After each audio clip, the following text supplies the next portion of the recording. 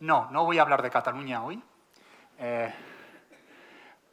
por dos motivos. El primero es porque creo que nos viene bien a todos, al menos por 90 minutos, no hablar de lo que llevamos hablando desde hace 3 meses. Pero segundo, no consigo pasar a la siguiente transparencia.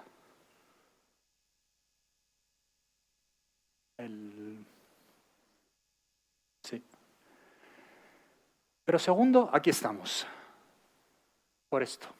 Esta es una foto del hotel de Bretton Woods en New Hampshire, donde desde el 1 de julio de 1944 al 22 de julio de 1944 se reunieron representantes de los principales países aliados en la Segunda Guerra Mundial para diseñar el orden de la posguerra. Recordemos que estamos a la mitad de 1944. Las tropas aliadas apenas acaban de desembarcar en Normandía. Aunque el final de la guerra ya se atisba, todavía van a quedar muchos meses de luchas continuas y, de hecho, el mayor número de bajas se va a producir en el otoño y en el invierno, en el otoño del 44 y en el invierno del 45. Y, sin embargo, los economistas del mundo se estaban reuniendo para pensar en cómo tenía que ser el orden del día después. Y, en cierta manera, es lo que creo que podíamos hacer hoy un poco de ejercicio. Los problemas que tenemos van a pasar y yo creo que se van a resolver bien. Y lo que tenemos que preocuparnos es en cómo vamos a diseñar la Europa del 2050, cómo Europa se tiene que convertir en un centro de prosperidad y de bienestar para todo el mundo, y tenemos que pensar en el papel que España va a jugar en esta Europa. Y para ello creo que lo mejor que podemos hacer es ponernos en el contexto histórico de la posguerra. El final de la Segunda Guerra Mundial crea un orden internacional basado en 5 pilares fundamentales. El primer pilar fue la creación de un sistema de organizaciones internacionales, que algunas veces han llamado liberales, no en el sentido de estar en favor del mercado, sino en el sentido de estar basados en las ideas del derecho internacional y los derechos humanos. Las Naciones Unidas, el Fondo Monetario Internacional, el Banco Mundial, el GATT, etc. También se basó en unas instituciones que se han llamado atlánticas, fundamentalmente la OTAN y la OCDE, en las cuales ambos países, los países de ambos lados del Atlántico, decidían cooperar de manera permanente. Estados Unidos, sobre todo, Canadá y los países de la Europa occidental. Se basaba, por supuesto, en la hegemonía de Estados Unidos, una hegemonía basada económica. El 40% del PIB mundial en 1945 se produce en Estados Unidos, pero también una hegemonía política basada en la claridad de ideas de la administración americana de cómo reorganizar el mundo basándose en unos principios del derecho internacional y la prosperidad, y una hegemonía militar, una capacidad de defender el mundo libre frente a las amenazas. Se basaba en un proceso de integración europea. Y cuando quiero explicar el proceso de integración europea, siempre presento este maravilloso cartel de propaganda de principios de los años 50. Dice: en cualquier sitio al que sople el viento, debemos movernos juntos. Hay 3 cosas que me gustaría que se fijasen de este cartel. El primero, que a pesar de ser un molino de viento, fíjense quién tiene la dirección al final, la bandera de Estados Unidos. Claramente Estados Unidos está coordinando el proceso de integración económica. Segunda cosa en la que se tienen que fijar, no está la bandera de España. España en esos momentos estaba aislada del mundo y esto no puede volver a ocurrir nunca más en nuestra historia. La tercera cosa en la que quiero que se fijen es si alguno sabe cuál es esa bandera azul. Luego se lo preguntamos, al final, en un test.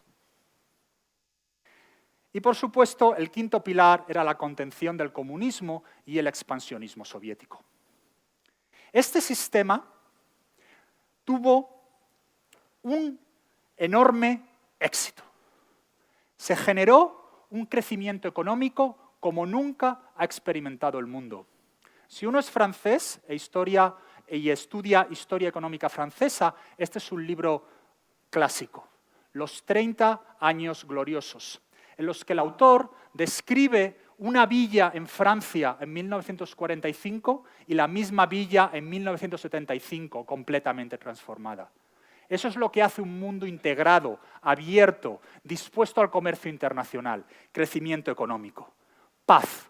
Por primera vez en Europa no nos matamos los unos a los otros, sino que creamos una Unión Europea en sus encarnaciones anteriores, donde las diferencias entre los europeos se resuelven hablando. Una expansión de las ideas democráticas. Cuando Franco se muere en España en 1975, no hay alternativa factible, excepto irnos hacia una democracia, porque para aquel entonces el sistema democrático se había convertido prácticamente en inapelable. Y por supuesto, en 1989, la derrota del comunismo como el gran rival de las democracias modernas, liberales de mercado. El sistema económico, político de la posguerra fue un enorme éxito. Dice Francis Urquhart que nada dura para siempre. Incluso los más largos y los más brillantes de los reinos terminan desapareciendo. ¿Y cómo se ha resquebrajado el orden de la posguerra? Por muchos motivos, pero el más importante es este señor, Deng Xiaoping, que nos comenta ahí que ha comenzado una nueva era. China reaparece en el escenario internacional y cambia radicalmente la balanza de poder que existe en el mundo. Este gráfico es un ratio, una razón entre el PIB de Estados Unidos y el PIB de China. En 1950, justo después de la proclamación de la República Popular de China en 1949, China produce un poco menos del 20% de lo que produce Estados Unidos. Es una economía menor. No reducen su distancia con respecto a Estados Unidos por mucho tiempo. Pero ¿qué es lo que ocurre en 1979? Nos llega Deng y nos comienza a hacer reformas. ¿Y qué es lo que vemos? Un enorme crecimiento económico de China. El PIB de China hoy en día es probablemente más grande que el de Estados Unidos. Es difícil de medirlo exactamente. Si esto fuera una clase de economía, ahora entraría en disquisiciones acerca de cómo se miden precios relativos.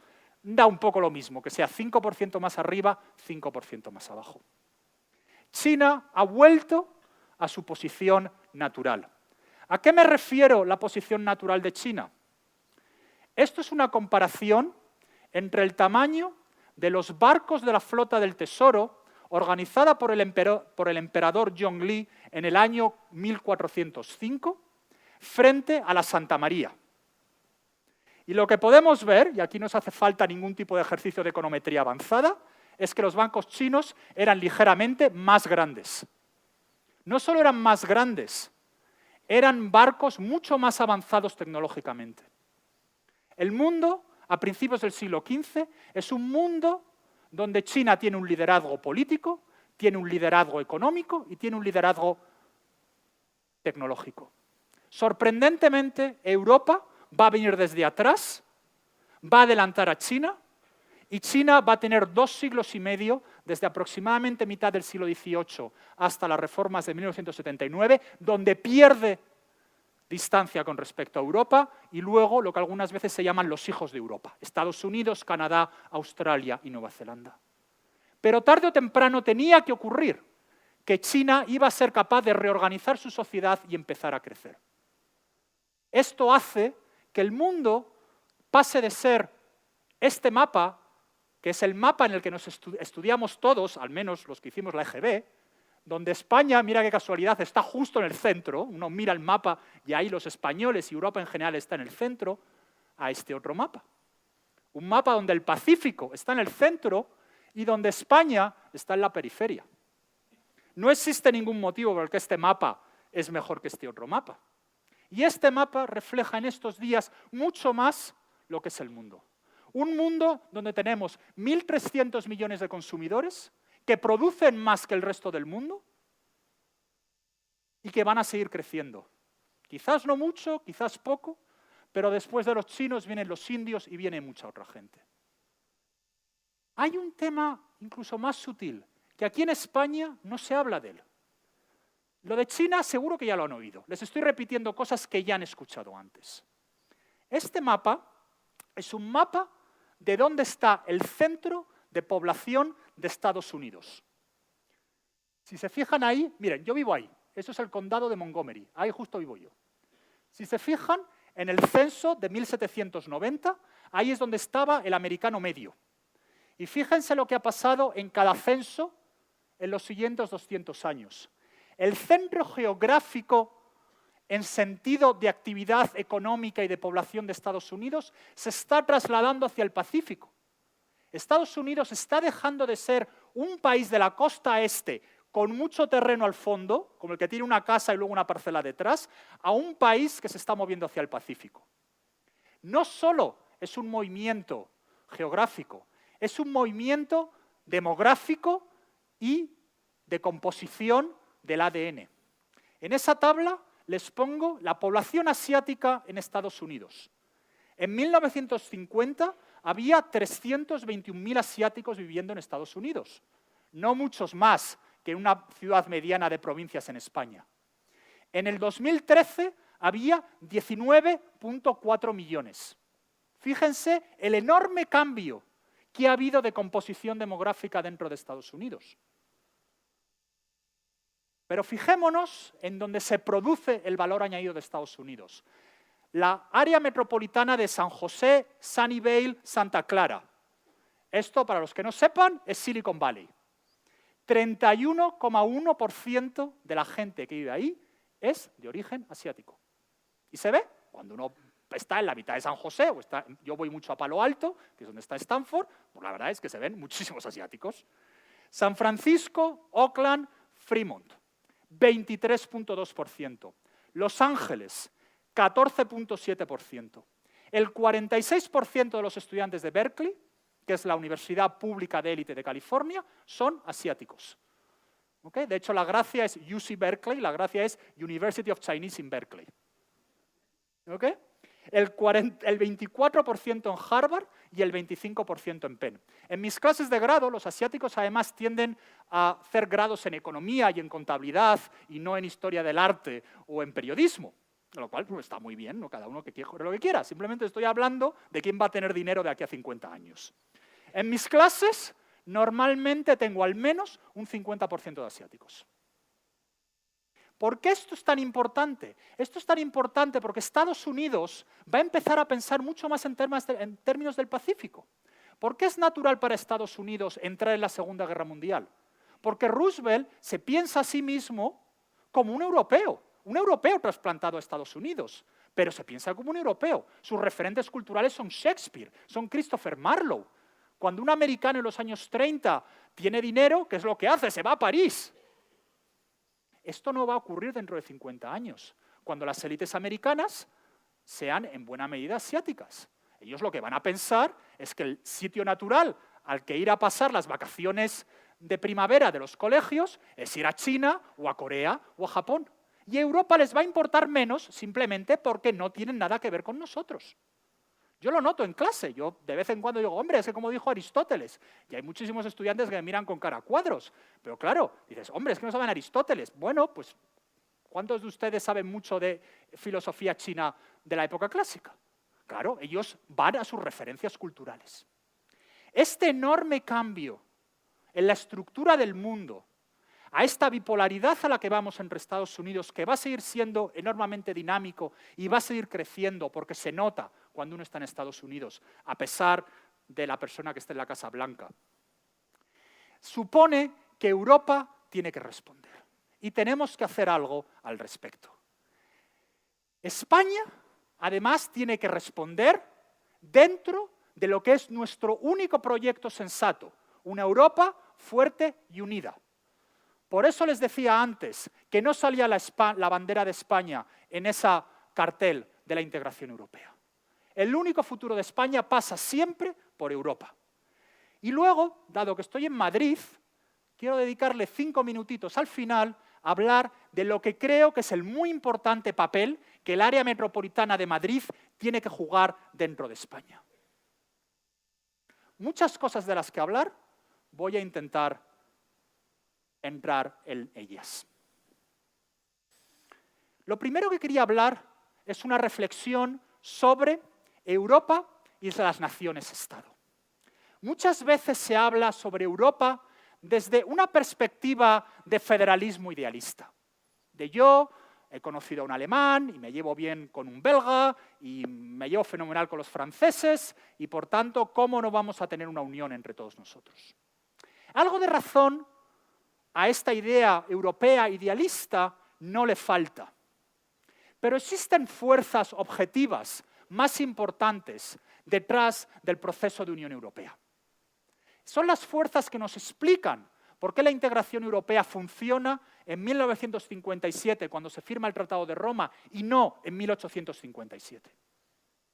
Solo entendiendo estas fuerzas estructurales que explican la aparición y éxito del proceso de integración europea, podemos entender cómo afrontar las reformas que necesita la Unión Europea y diseñar una Europa con un futuro. Y de igual manera, solo entendiendo estas fuerzas estructurales, podemos analizar por qué el Reino Unido ha cometido lo que yo creo es la gran equivocación del Brexit y cómo podemos responder al Brexit. En particular, la idea que quiero transmitir hoy es una idea lanzada hace muchos años por un magnífico profesor de Historia Económica en la London School of Economics, llamado Alan Milward, que desgraciadamente murió muy joven. Alan Milward dice: Europa es la salvación del Estado-nación en el siglo XX. Los Estados-nación de Europa se enfrentaban a mediados del siglo XX con unos retos fundamentales. Había unos retos que venían de seguridad colectiva. Francia ha sido derrotada 3 veces por Alemania. En 1870, en 1914, salvada primero por el Reino Unido y luego por Estados Unidos, y en 1940, en la campaña de mayo-junio de 1940. Obviamente Francia no puede resolver su problema fundamental como nación, que es defenderse frente a Alemania. Algo hay que hacer al respecto. Hay otra serie de estados en Europa que se encuentran con un problema fundamental de acceso a mercados internacionales. Alemania. Alemania es una economía basada en la exportación que necesita mercados. Y sistemáticamente los alemanes se ponen nerviosos que no tienen acceso a esos mercados y por tanto deciden ir hacia la expansión militar. Por supuesto, esto no les funciona. Lo intentan en el 14, lo intentan en el 39. Necesitan una alternativa de encontrar mercados a sus productos y servicios basados en la paz y en la cooperación. En el caso de los 3 países del Benelux, pues simplemente Bélgica es demasiado pequeña para tener la capacidad de operar adecuadamente en una economía moderna si no se integra en una estructura económica de mayor alcance. Y otros países que tienen problemas de gobernanza, Italia y España. Para Italia y para España, entrar en la Unión Europea significa que en vez de regularnos los que nos regulan aquí, nos regulen mejor los de Bruselas. Y que en vez de hacer la política monetaria alguien en el Banco de España, nos la haga mejor alguien en Frankfurt. Porque el de Frankfurt lo mismo se equivoca, pero de vez en cuando acierta. Y el del Banco de España no. Y a los italianos les pasa igual. Este conjunto de intereses, de problemas del Estado-nación, es el que se da en mucha menor medida en otros países. El Reino Unido. El Reino Unido es un Estado que en el siglo XX lo hace mucho mejor. Es un Estado que se encuentra frente al reto fundamental de Alemania y a pesar de salir arruinado de las 2 guerras mundiales, triunfa. El Reino Unido gana las 2 guerras mundiales. Por supuesto con la ayuda de Estados Unidos, pero gana las 2 guerras mundiales. El Reino Unido es un Reino Unido integrado en una economía internacional extraeuropea. ¿Saben cuáles son los 2 países de la Unión Europea que comercian más fuera de la Unión Europea que con la Unión Europea? Grecia y el Reino Unido. Por tanto, si uno es británico, no tiene la misma imperiosa necesidad de una Unión Europea que necesita un español, un italiano o un francés. Curiosamente, ¿cuándo entra el Reino Unido en la Unión Europea? En 1973, en el peor momento de la historia del Reino Unido, cuando han perdido el imperio, cuando las preferencias imperiales de la Commonwealth han sido disueltas dentro del GATT y donde su economía parece estar quedándose detrás de Francia y de Alemania. El Reino Unido siempre fue un país que estuvo incómodo en Europa. Es verdad que dentro del Reino Unido hay gente que está a favor de Europa, pero lo que es indudable es que hay una gran cantidad de gente que está en contra de Europa. Y esto solo se entiende desde su perspectiva nacional. Quizás en otra situación, quizás con otro primer ministro, el stay, el permanecer en la Unión Europea, hubiese ganado 52-48. Pero lo que es indudable es que había un 40-45% de gente que estaba a malas en la Unión Europea. ¿Cuáles son los otros países que están a malas en Europa? Los países escandinavos. Los países escandinavos han sido capaces de crear un estado del bienestar moderno, flexible, que funciona muy bien. Pensemos en ellos. Dinamarca, bueno, Noruega no está en la Unión Europea. Es verdad que tienen petróleo y tal, pero incluso así no están muy por la labor. Islandia no está por la labor. Suecia está en la Unión Europea, pero no en la eurozona. Y Dinamarca está en la Unión Europea, pero no en la eurozona. El único país escandinavo que está muy contento con Europa, Finlandia. ¿Por qué? Por los rusos. Tiene un problema de seguridad colectiva. Y Suiza. A Suiza, de nuevo, le ha ido bien. Esto de guardar el dinero de todos los sinvergüenzas del planeta es un negocio fantástico. Y, por tanto, ¿para qué meterse en la Unión Europea? Vale. Una vez que entendemos que las fuerzas que generan la Unión Europea son estos problemas del Estado-nación, podemos ir al siguiente paso, que es entender cómo podemos organizar una Unión Europea que soluciona de la mejor manera posible estos problemas del Estado-nación y, por tanto, está fundamentada en unas sólidas bases. Y tener esta Unión Europea que todos necesitamos. Lo primero que tenemos que hacer es simplificar la estructura de la Unión y movernos a la supranacionalidad. ¿A qué me refiero con la simplificación de la Unión Europea? Esto es el gráfico que le pongo a mis estudiantes cuando les quiero asustar con el examen para que estudien. ¿Vale? Y estas son las distintas organizaciones que hay dentro de la Unión Europea. Esto parece que es una clase de teoría de conjuntos, de quién está fuera, quién está dentro, qué entras, quién sales. Especialmente en los últimos 20 años hemos generado una tremenda cantidad de cláusulas de opt-out, de exclusión de ciertas partes de la Unión Europea. Y esto ha llevado a una complejidad en la organización de la Unión que no puede funcionar en el medio plazo. Hay que simplificarlo. ¿Y cómo se simplifica? Retomando la idea fundamental de la supranacionalidad. Cuando uno se sienta en clase de Relaciones Internacionales o clase de Derecho Internacional, lo primero que le explican es que hay que distinguir entre internacionalidad y supranacionalidad. Internacionalidad es la creación de un acuerdo entre dos estados, el Fondo Monetario Internacional. Supranacionalidad es crear una nueva institución que supera nuestras limitaciones de soberanía, que tiene una propia soberanía, que va más allá de nuestros estados. La gran inspiración de Monnet y de Schuman y de Konrad Adenauer y de todos los padres del proceso europeo fue la supranacionalidad. Y el Tratado de Roma de 1957 tiene una profunda concepción de la supranacionalidad que posteriormente el Tribunal de Justicia de la Unión Europea reconoció en muchas decisiones que son el fundamento del derecho común, del derecho europeo. Tenemos que recuperar la supranacionalidad, pero recuperar la supranacionalidad consiguiendo que exista un control democrático efectivo de las instituciones de la Unión Europea. Esto pasa por cosas como reformar la Comisión. Tenemos 28 comisarios, bueno, 27 en cuanto se van los británicos, si es que se van alguna vez. No se puede funcionar con 27 personas. No se puede tener una comisión que es efectiva con 27 personas. Tenemos que ir a una comisión de 12 o 14. Esto significa que va a haber muchos países que no tengan comisarios. No pasa nada. Porque los comisarios tienen que comportarse como representantes de todos los europeos. Hay un señor en la Casa Blanca que dio un discurso bastante aciago en enero de este año. Y en un momento dijo, "From this moment on, it's going to be America first". Por supuesto, nacionalismo y cortedad de miras. Pero hay algo muy interesante. No dijo, from this moment on, Pennsylvania first. No dijo desde este momento, New York first. No dijo desde este momento, California first. Yo quiero un presidente de la Comisión que pueda decir Europa first. Well, Europe first, I guess. ¿Okay? No desde un punto de vista del nacionalismo europeo, algo que debemos evitar, pero sí desde la idea de que hablamos para europeos en conjunto. Y eso significa avanzar en votaciones por mayoría, ceder soberanía, porque eso es lo que es el mundo moderno. Vivir juntos significa que hay veces que los resultados de las votaciones no son las que me gustan.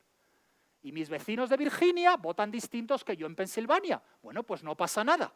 Si hay mucha gente en Francia y Alemania que tiene una visión distinta de lo que tenemos en España o en Portugal, es una democracia, y las democracias se basan en aceptar lo que piensa la mayoría y no decir, si no me gusta, me llevo la pelota. Y, por supuesto, la reforma y consolidación de las 45 agencias comunes que tenemos en este momento. 45 agencias. De hecho, estaba intentando encontrar el número exacto, pregunté a un par de amigos y me decían que no estaban ni seguros si eran 45, 44 o 46, lo cual lo dice todo. Entremos ahora, una vez que hayamos reformado las estructuras de gobernanza de la Unión Europea, en cuáles son los objetivos fundamentales de política que tiene que hacer esta Unión reformada. El primero, ¿qué es lo que aprendimos todos cuando estudiamos con Max Weber? La función fundamental del Estado o de una organización es el monopolio de la defensa. Europa necesita una política común de seguridad y de defensa que sea efectiva. Aquí en España nos gusta mucho el buenismo y nos parece que nosotros no tenemos enemigos. Pues sí los tenemos. Hay un señor que se llama Vladimir Putin, que es un enemigo de Europa y es un enemigo de todo lo que Europa representa. Y está dispuesto a utilizar la violencia para conseguir sus objetivos. Y está dispuesto a utilizar todo tipo de ataques suaves, indirectos, para destruir Europa. Y hay que caer del guindo de ello y darse cuenta que sí tenemos enemigos, y se llaman Rusia. Hay un problema de inestabilidad fundamental en el Oriente Medio, de refugiados. Hay un problema de terrorismo al que tristemente nos enfrentamos con machacona regularidad. Y tenemos más y más ataques informáticos. Corea del Norte tiene un ejército de hackers que se dedican a atacar los sistemas informáticos de las democracias. La única manera con la cual podemos responder a estos retos es con una coordinación en Europa. Piensen en lo triste que pasó en Barcelona hace unas semanas. ¿Qué es lo que ocurre? Una falta de coordinación entre las agencias de inteligencia belga y las agencias de inteligencia española. Y esto no es un caso único. Lleva pasándonos 5 años. Los terroristas entienden que viven en un mundo interrelacionado. Nuestras agencias de seguridad y de inteligencia, no. Significa además que tenemos un conglomerado de actuaciones con poca claridad. Esta tabla es absolutamente demoledora. Estoy obteniendo presupuestos de defensa en millardos de euros del Stockholm International Peace Research Institute. Esta gente, como se llaman Peace Research, verán que probablemente no están en favor de disminuir los costes de defensa. ¿Qué es lo que ven allí? Estados Unidos se gasta 611.000 millones en defensa todos los años. China, que viene después, se gasta 215.000. Dirán, hombre, Estados Unidos se gasta 3 veces más. Sí y no. Porque, claro, el problema de Estados Unidos es que es un ejército voluntario al que hay que pagarles. En China les pagas mucho menos, con lo cual tienes el mismo número de soldados por mucho menos dinero. Corrigiendo por este efecto, Estados Unidos todavía se gasta quizás un 50-60% más que China en defensa. Después vienen nuestros amigos los rusos, 70.000 millones. Y luego viene Francia. Francia no le viene muy mal, 55.000 millones. Reino Unido, Alemania, España, Polonia, Países Bajos. Imaginémonos un presupuesto de defensa consolidado de una Unión Europea.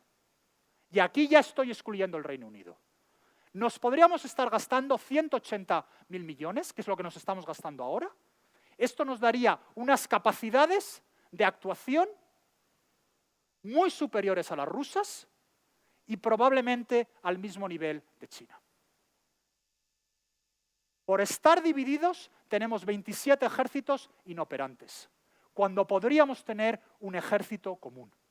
Podríamos tener una agencia de inteligencia común. Esto es un punto decisivo que tenemos que avanzar. Se están dando algunos pasos.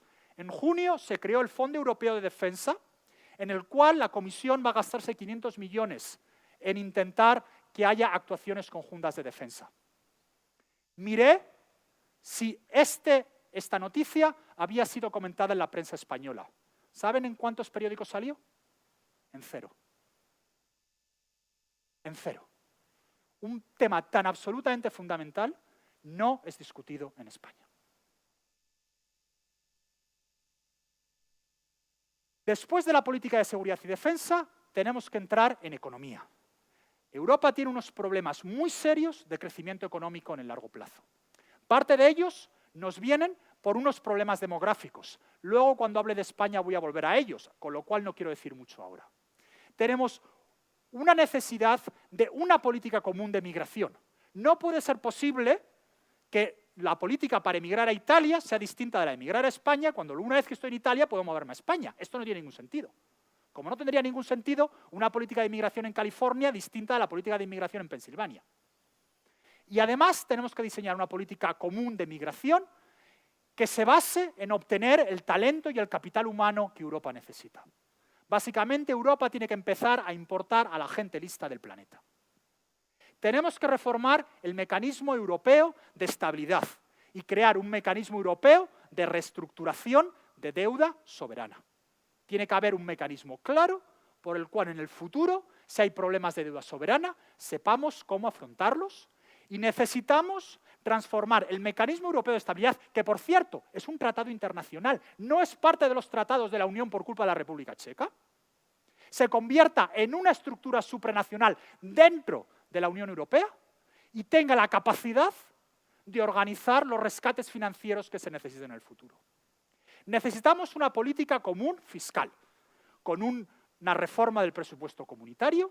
Por ejemplo, tiene que haber un tramo del impuesto al valor añadido europeo, fijado por Europa, no un porcentaje del IVA de cada país, con una mutualización al menos parcial de riesgos. Esto quiere decir que si España tiene mala suerte y tiene una recesión y Alemania no, tiene que haber un reparto de riesgos, de igual manera que hay un reparto de riesgos entre Florida y California. La mutualización solo podrá existir si existe una mayor efectividad de las medidas de disciplina. Esto tiene que ser un gran acuerdo entre los europeos. Yo entiendo perfectamente a los alemanes cuando nos dicen es que no nos fiamos de vosotros. Claro, es que tienen motivos de sobra para no fiarse de nosotros. Pero esto puede cambiar. Le podemos decir a los alemanes, vamos a mutualizar nuestros riesgos si tenemos unos mecanismos de disciplina. Que, por cierto, los alemanes cuando lo necesitaron se lo saltaron. O sea que esto nos ocurre a todos. ¿Vale? Con un mecanismo europeo de disciplina que se cumpla, donde la supranacionalidad impera sobre el bilateralismo, esto es absolutamente posible. Tenemos que completar la unión bancaria. Los bancos tienen que estar regulados desde Frankfurt y tiene que haber un mayor avance en todo el proceso de unión bancaria y de mercados financieros. Para esto se necesita un seguro europeo de depósitos. Y se necesita un mayor poder a la Autoridad Europea de Valores y Mercados, que tiene que ser el principal regulador en Europa, y no la CNMV. Es a lo que me refería anteriormente. Estos son problemas europeos, hay que haber un mercado completamente integrado europeo de finanzas que necesita un regulador común. Necesitamos un tratamiento adecuado de FinTech. FinTech en Europa no está creciendo. FinTech son todas las nuevas tecnologías aplicadas al mundo de las finanzas porque tenemos un sistema legal absolutamente demencial. Nos estamos quedando detrás porque FinTech no está bien regulada. Necesitamos una política de competencia común. Solo hace falta ver lo que es la CNMC en España para darnos cuenta de por qué esto se tiene que hacer desde Bruselas. Necesitamos mejorar e impulsar el sistema de patentes, propiedad intelectual y propiedad industrial. Es muy triste ver cómo muchas empresas europeas empiezan en Europa y en cuanto desarrollan tecnologías suficientemente importantes, se mueven a Estados Unidos porque hay un mejor sistema de regulación de propiedad industrial. Esto no puede ocurrir. Necesitamos una simplificación administrativa común en España y en Europa. Y necesitamos ir hacia una reunificación del derecho privado, que por otra parte es lo que ya ocurría en Europa en la Edad Media, cuando hablábamos del jus comune. Tiene que haber un derecho europeo de contratos, tiene que haber un derecho europeo de propiedad. No tiene ningún sentido que en España el sistema de propiedad sea distinto en Madrid, tristemente, que en el País Vasco, que en Galicia y que en Cataluña. Y encima ni siquiera lo tenemos a nivel europeo. Y esto tiene consecuencias de verdad. Esto es uno de los gráficos que me dejan por la noche sin dormir. Cuando uno es economista, el tipo de pesadillas que tiene es distinto. En vez de ser ogros que le asaltan y le muerden, lo que uno piensa es en pirámides de población.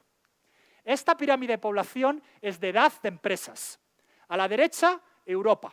A la izquierda, en azul, Estados Unidos. Y lo que pone en el eje de las IES es cuando se crearon estas empresas. Absolutamente, y son las empresas que están entre las 500 mayores del mundo en términos de capitalización bursátil. ¿Qué es lo que ven ahí? Que las empresas europeas se crearon hace mucho tiempo. Fíjense lo que ha pasado desde 1975. No hay empresas europeas importantes creadas desde 1975, hay solo una. Una empresa de energía, además, regulada. ¿Vale? ¿Dónde está Microsoft? ¿Dónde está la europea Google? ¿Dónde está la europea Facebook? ¿Dónde está la europea Twitter? ¿Dónde está la europea Apple? En ningún sitio. Están ahí. Esto es el problema económico de Europa. Y estas medidas que les he señalado anteriormente son las que necesitamos para avanzar hacia ellas. Quiero utilizar los últimos minutos de mi presentación para decirles, no solo es Europa, también es España. España necesita crecer, no solo para generar más bienestar y empleo para todos los españoles, sino porque una España próspera es una España que influye en Europa. Como dicen en inglés, el que paga al flautista es el que ordena que se toca. ¿Por qué importa Alemania? Pues porque Alemania tiene el dinero. Si España fuera una nación mucho más rica y próspera, importaríamos mucho más. Y cuando vas a Europa, las cosas se hacen en interés de España. Por supuesto, un interés que no está en conflicto con el interés general de Europa, pero un interés que sí que tiene ciertas características propias. España, incluso dentro de una Europa unida y fuerte, va a mantener siempre, por tanto, importantes áreas de política propia. Y decía Vicente al principio que esa es la cuarta de mis charlas, he dedicado ya 3 de ellas a contarles lo que hay que hacer. Y les invito a todos ustedes a que las miren en YouTube, en el canal de Rafael del Pino, que se pueden encontrar. Reforzamiento del Estado de Derecho, el marco de negocios, regulación y competencia, consolidación fiscal, contrato único. Lo hemos dicho ya tantas veces que no lo quiero repetir. Hoy de lo que quería hablar era de 2 cosas que no he hablado mucho últimamente.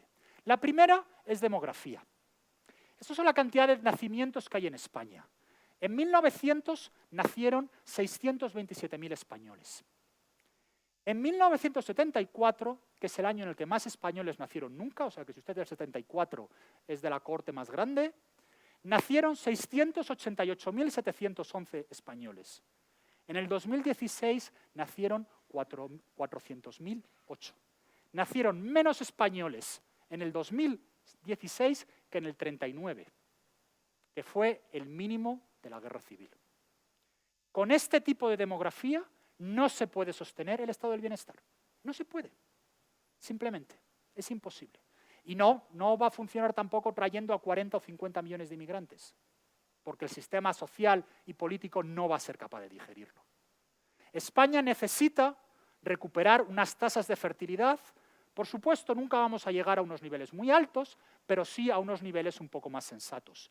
Y el ejemplo de Francia y de Escandinavia es muy claro que esto es factible, porque tanto Francia como Escandinavia están en unas tasas de fertilidad mucho más altas.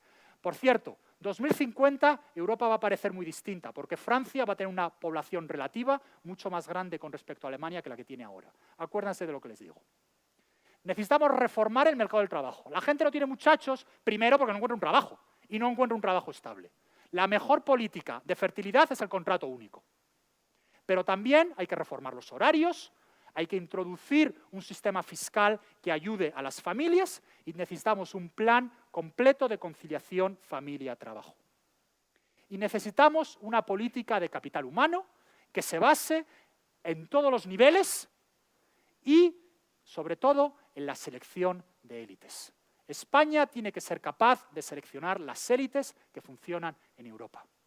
Una de las grandes ventajas que tiene Francia es que sus funcionarios son excelentes y que van a Bruselas y consiguen muchas cosas.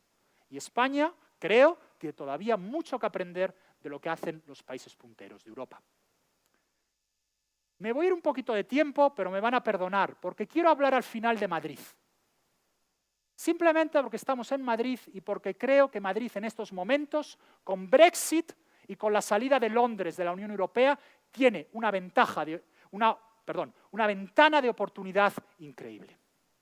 Una de las cosas fundamentales que se aprende en economía estos días es que la economía del siglo XXI es una economía de las grandes metrópolis. Las grandes metrópolis es donde se crea valor añadido, donde hay riqueza, donde hay multiculturalidad, donde viene gente de todo el mundo a juntarse y a crear nuevas ideas que nunca ha creado nadie.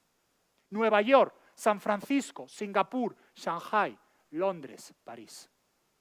Madrid tiene la ventana de oportunidad de consolidarse como la tercera área metropolitana de Europa. Londres tiene unos 15 millones de habitantes, París tiene unos 12, nosotros tenemos unos 6.3. Madrid tiene que convertirse en la locomotora o en una de las locomotoras imparables de España. ¿Por qué Madrid? Porque creo que es una ciudad abierta y tolerante, porque tiene una magnífica situación geográfica entre Europa, América y África, porque tiene espacio para crecer, el chiste o el viejo dicho de ancha es Castilla es totalmente cierto, anda que no hay sitio para construir, porque tenemos un clima muy adecuado, porque creo que hay una opinión pública favorable, porque creo que Madrid está abierto a este tipo de mensajes y porque tenemos una estabilidad política que en estos momentos es más importante que nunca. ¿Qué es lo que necesita Madrid? Madrid necesita un gran acuerdo entre los grandes partidos y los agentes sociales de la región, para convertirse en ese área metropolitana central de Europa. Esto pasa por un gran crecimiento de la población. Necesitamos pasar de unos 6,3 millones de personas, ahí digo unos 9, quizás 10. Madrid tiene que crecer. ¿Y cómo vamos a crecer? Trayendo talento, siendo una ciudad moderna, amplia, donde viene gente de todo el mundo, donde se vaya por Madrid y se vean todos los colores del arco iris.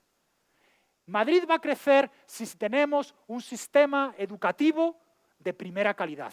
Y para eso necesitamos al menos una universidad líder a nivel mundial. Madrid necesita esa universidad.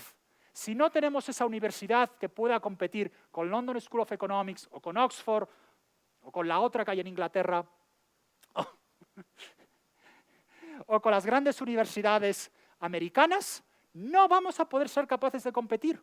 Singapur está haciendo ese esfuerzo. Singapur está pagando unas cifras espectaculares a la gente que quiere ir a trabajar a Singapur a las universidades.